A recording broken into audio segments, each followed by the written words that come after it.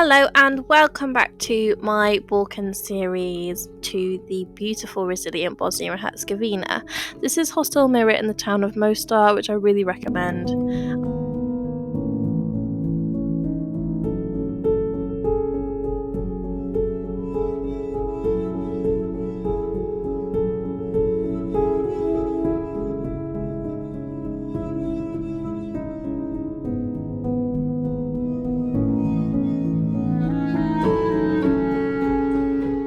I joined the Mostar walking tour with Sheva.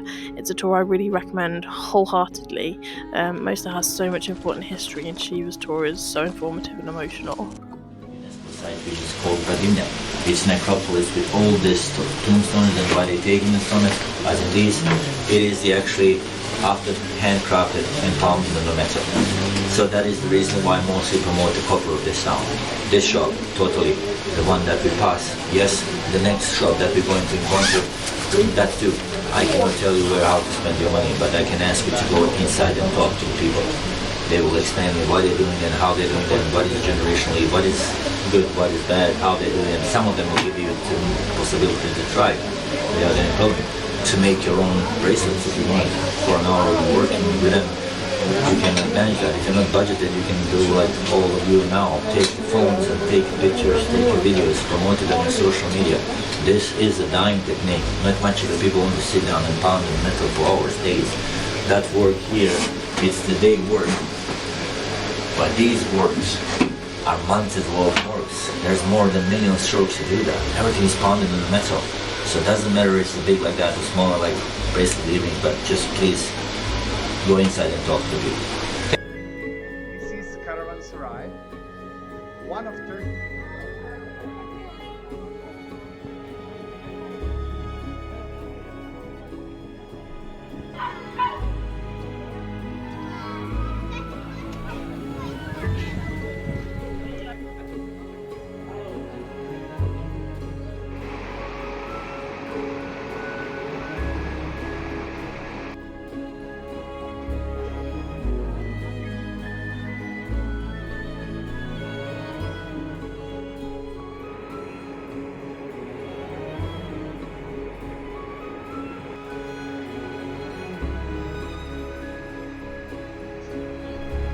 What you're seeing here is the famous Mostar Bridge jump. The bridge is 23 meters high, so it's not for the faint-hearted.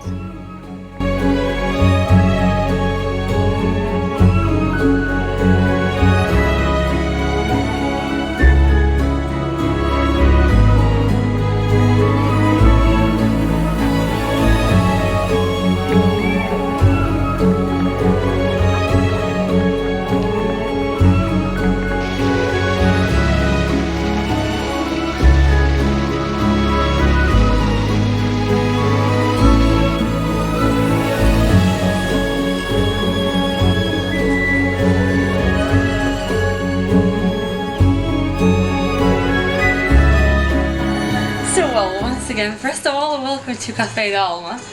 My name is Sarah and my cousin is the owner of this place. And we are the only roasting coffee shop in this town actually. Wow. So this big yellow smiley face here, this is our coffee roaster. And the big bags are green coffee beans right there behind it. We use Arabica from Brazil and Robusta from India. We do the blend of those two. And here inside the shop we decided to prepare only one type of coffee, the traditional Bosnian coffee. Not because our coffee cannot work in other coffee machines, it works perfectly. At the bar you can see that we have espresso machine and mocha and French press. We have tried, it's perfect. But just our goal is to give our guests a bit of tradition, and that's why we serve only one type of coffee. And since the Ottoman Empire brought coffee to the Middle East, as the years were passing by, each of the cultures developed their own ways of preparing the coffee and enjoying it. And even here, and even today, many people mistake Bosnian coffee and Turkish coffee. They do look the same, but the process of making these two is completely different. So in their culture, traditional Turkish coffee is originally boiled in hot sand. They take one of these copper pots, we both call it jazz, it's Turkish word. They put coffee powder, sugar, and water until half of the pot, and they boil it once. Then they add a bit more of the boiling water, then they boil it twice and then third time and fourth time. But the thing with boiling coffee is that the more you boil it, the bitter it gets because it's overburnt and just can't settle down. And instead of drinking the liquid coffee, you're more chewing those coffee grounds. It doesn't taste really smooth. And the way how we make the Bosnian coffee is that I put coffee powder inside this pot. I boil the water separately. Then I pour the boiling water over those coffee grounds and I boil it together only once. And as the hot water hits those grounds while boiling, it lifts all of them up to the top of the pot. That's why this is so dark and muddy. It's very thick inside. And if you pour it this way inside your cup, you won't be drinking your coffee with all those coffee grounds. And you're gonna say that our coffee is terrible and doesn't taste really nice. Just, no, we need to do some work around it.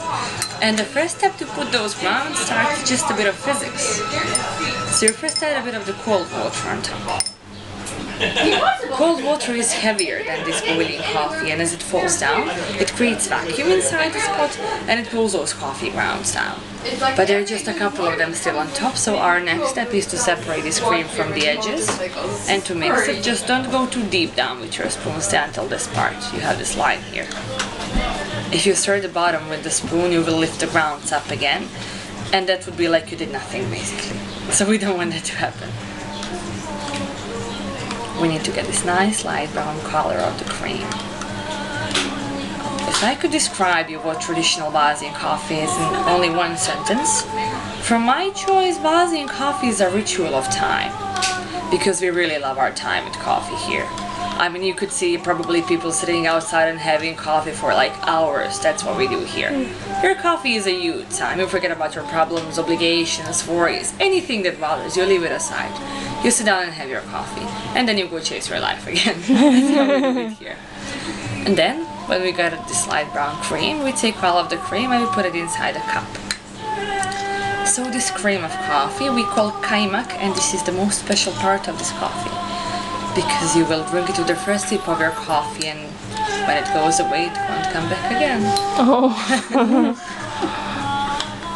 And then you just simply pour your coffee. There, now your coffee has been served.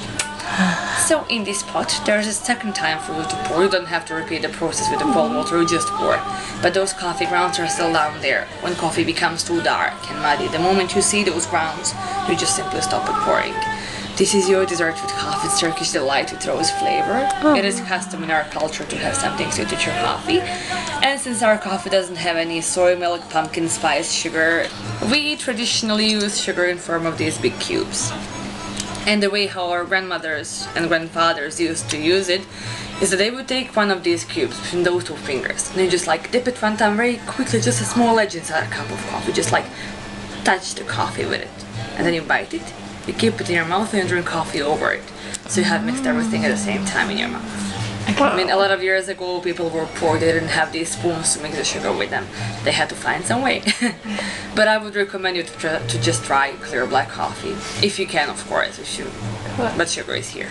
Thank you. Enjoy and take your time. Thank you so And if much. you have any more questions, I'll be sitting out.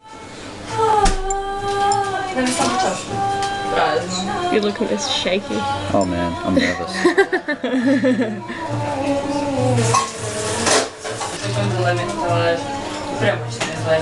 Perfect, just like you've done it before. Yeah, that's so good. Spot on. Look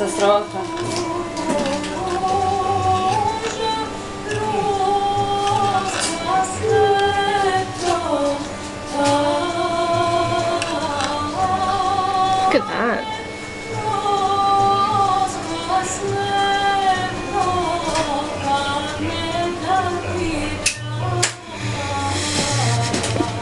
I'll wait and we'll try it together. I feel like a dickhead for just pouring it straight the other day. I know! Look like fools. Where did you have one? Another cafe. They A just different place. didn't teach us. Yeah, we just went.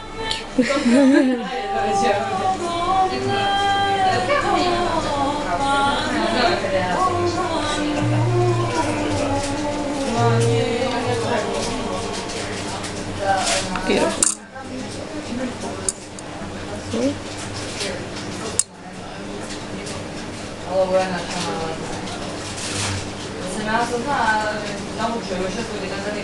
That was absolutely perfect. guys, I am in Mostar. I am at the train station, and this morning I bumped into these lovelies, India and Asha, and we are just getting the train to... Wait, where are we going? Sorry, my brain is so asleep. So yeah, we're gonna go.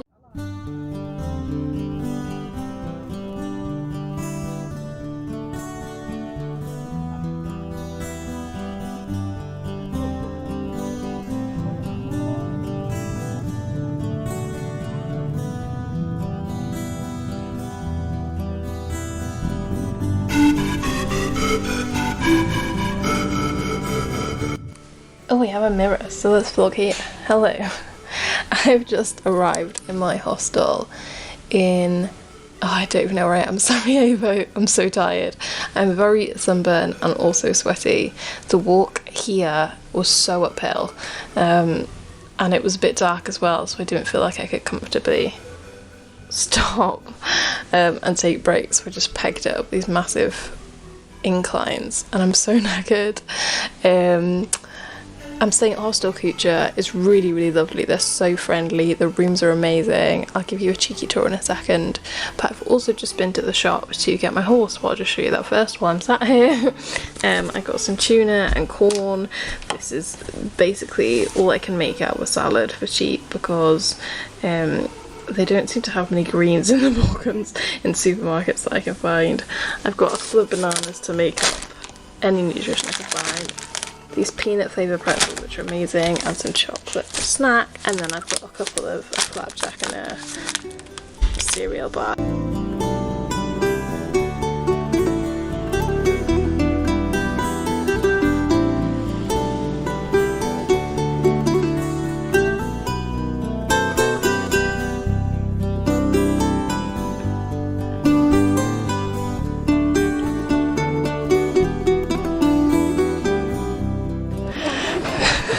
I actually only just hit record. So. Cheers. Kippis.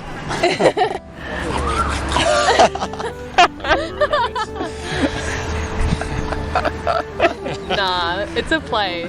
Doing the peel and everything. This is my souvenir from the hostel in Dubrovnik. Super sharp, so I figured I'm not gonna find a better knife. Are you going to be able to get that back into Finland? No? Are you going to be able to get that back into Finland? No, I'm just gonna leave it in Berlin then after all. Yeah, nice. That's so good. Every time you go back to Berlin, This is There's a wild. new knife. He's just fucking peeling the carrot. That too, yeah. Is it going to be just like a bite-in situation? You're going to cut yourself little pieces? What's the play here? Yeah, What's the strategy? Usually after the peeling, you just start eating it. Yeah. Disappointing. You wanted little fucking battles. Little Yeah, you can share it. What am I supposed to just bite into? have a knot. Okay. That was 4. You're 4 carrots. It's actually really good. It's a good carrot. Fuck yeah. Sorry, I made that really messy. You did such a clean bite. I tried really hard. I don't know what's happening. No, don't walk away. I'm just filming. Fucker. Dick. That's everything. Yeah. I reckon maybe our best bet's around there without the ants. Hello, it is day 3. No, it isn't. It's the great start. It's day 2 in Sarajevo. We're going up to the bobsled track because we were going to go last night, but then the cable car stopped running before it said it was going to stop running. The crew's all here. Hey crew.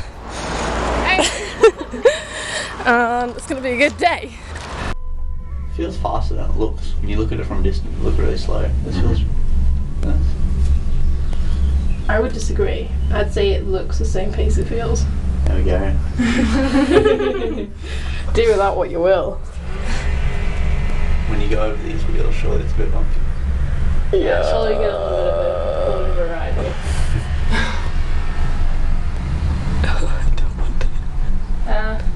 That was smooth. Ridiculously Underwhelming. smooth. It was smooth.